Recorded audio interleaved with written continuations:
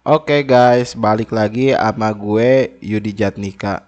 Kali ini video gue merupakan video part 3 nih, dan merupakan sambungan dari part 1 dan part 2 sebelumnya. Di part 1 kita udah bahas tentang branch restriction ya. Lalu di part 2 juga udah dibahas tentang istilah-istilah di part 1 yang sulit-sulitnya. Jadi di video ini masih dalam tema yang sama, yaitu konfigurasi workflow pada Bitbucket. Buat yang belum tonton part 1 dan part 2 nya, gue saranin lo buat tonton, karena tema ini bersambung ya guys. Di video ini, kali ini gue bakal jelasin tentang branching model. Branching model adalah menu kedua dari workflow setelah branch restriction. Apa aja dan bagaimana tentang branching model ini, langsung aja ke materi ya guys. Oke, kita bahas sekarang tentang branching model. Jadi di branching model ini kita bisa nentuin penamaan branch dan tentuin branch development dan production. Itu yang penting. Itu yang paling simpel, yang paling sering terjadi di pekerjaan-pekerjaan atau di project-project atau di teamwork yang ada lah. Ya, ini untuk membantu mengatur alur dari sumber ke target. Seperti kita lihat di sini ada development branch. Di sini gue pakai specific branch, gue ketik misalnya, atau di drop down di sini development. Jadi development branch-nya pakai development. Lalu ada production branch. Production branch-nya di sini masih default ya. Currently set to master. Use the main branch. Dan ada branch prefixes ya. Ada bug fix, fitur, hotfix, dan release.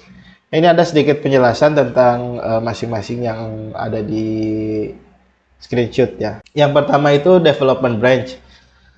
Biasanya branch tujuan untuk pekerjaan fitur dan seringkali merupakan branch default.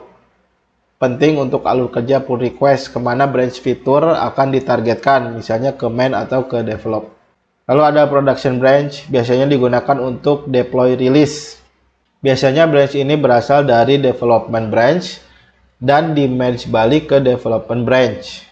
Pada workflow Git flow base, biasanya digunakan untuk mempersiapkan produksi rilis baru. Lalu ada fitur branch, biasanya digunakan untuk mengerjakan fitur baru dan akan di-merge ke development untuk testing.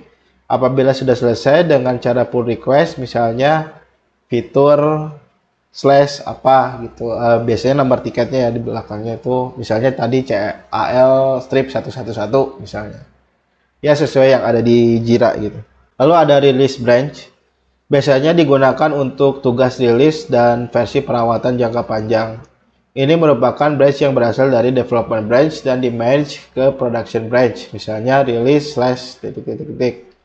Lalu ada bug fix branch, biasanya digunakan untuk perbaikan pada release branch, misalnya bug fix slash apa. Lalu ada hotfix branch, biasanya digunakan untuk perbaikan cepat pada production branch tanpa mengganggu perubahan pada development branch.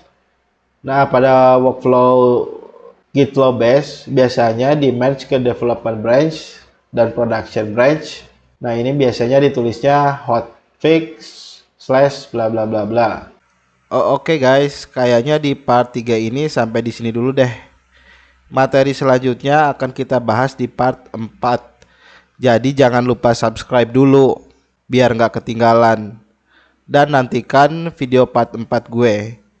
Oke guys, gue Yudi Jatnika pamit. Sampai ketemu di part 4.